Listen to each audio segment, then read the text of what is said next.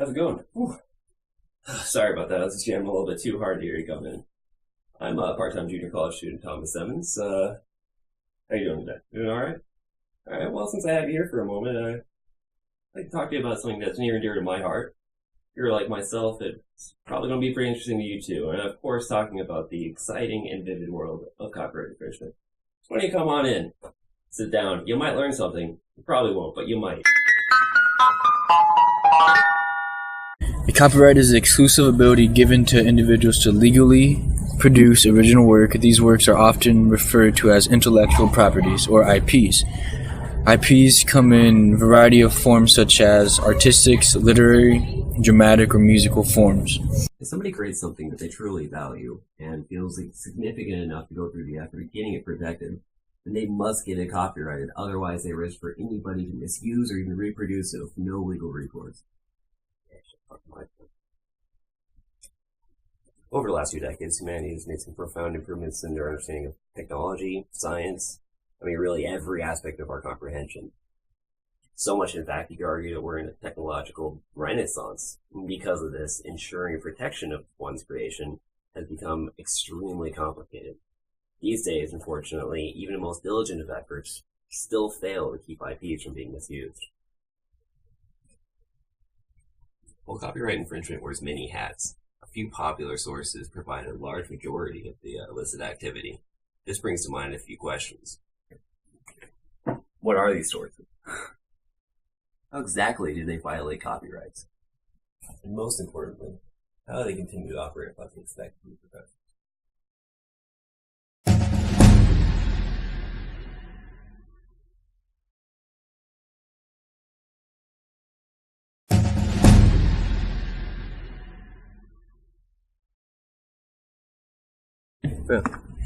Perhaps the largest threat to copyright owners is a new development of torrents.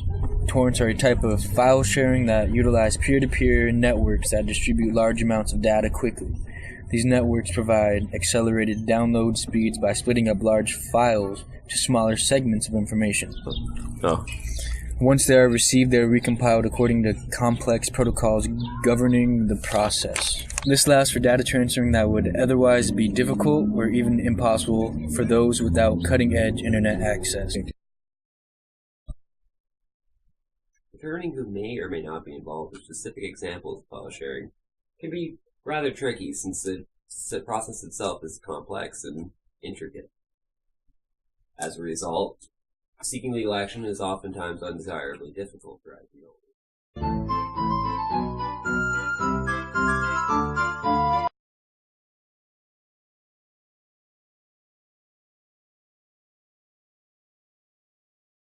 In 2005, 3 former PayPal employees joined together to create YouTube. By the summer of the following year, YouTube has become one of the fastest growing websites in history, propelling it to become the ubiquitous media juggernaut it is. Primarily consisting of personal and original videos of its users, YouTube accommodates a sizable amount of copyright material submitted by its more unprincipled members. In recent years, YouTube has implemented a variety of different programs to combat the misuse of copyright material on the videos. And of course, being as stubborn as criminals are, the offenders simply just as creative ways to counteract these measures.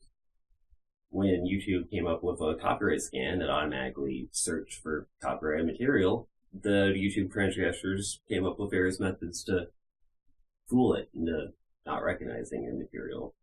We're talking about mirror imaging, slight audio augmentation, just any kind of slight change that may fool the system. Undoubtedly, over the years, both YouTube and its opposing force will get more elaborate and complex to try to get the best of each other.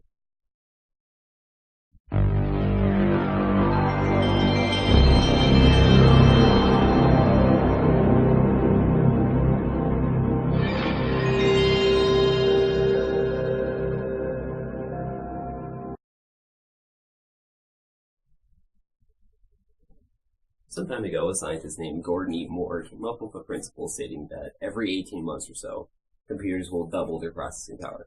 This has actually remained startlingly true over the last few decades.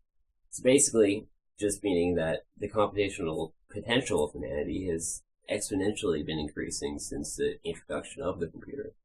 And with each passing generation of computers, we're able to do amazing things with old hardware that we would never thought possible. The tech-savvy amongst us like to entertain themselves by pushing technology to its limit. The most popular application of streamlined technology resulting from this type of endeavor is undoubtedly video game emulation. Just to think, 20 years ago, gamers could hardly comprehend what the approaching 32-bit era had in store for them. Now, if you fast forward to today, even mid-grade cell phones are able to play games that come from several generations after the 32-bit one. Because of the ease of use and accessibility of video game emulation, its popularity has skyrocketed over the last few years. These days, you can find, download, and start to play practically any game that predates the era of PS2 in minutes, and in a lot of cases, even seconds. When it comes to legality, video game emulation is a rather complicated topic. The emulators used to play pirated games are perfectly legal, as long as they don't provide access to what is illegal, the ROMs. The most commonly held misconception of video game emulation is that if one owns a physical copy of a game, then they are legally allowed to own it. This claim of fair use, along with the multitude of others, is conclusively wrong.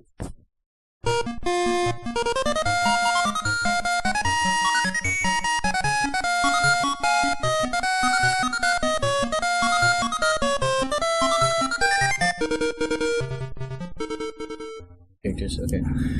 As you may have noticed, all three topics discussed shared the same characteristics. Due to the copyright infringement scope, regardless of how many individuals are prosecuted, the steady supply of willing defenders overpower the law's ability to stop them. By no means should the outcome for the whole encourage anyone to engage in these illicit activities without great caution. Alright. Remember, everyday individuals are arrested for participating in this illegal activity.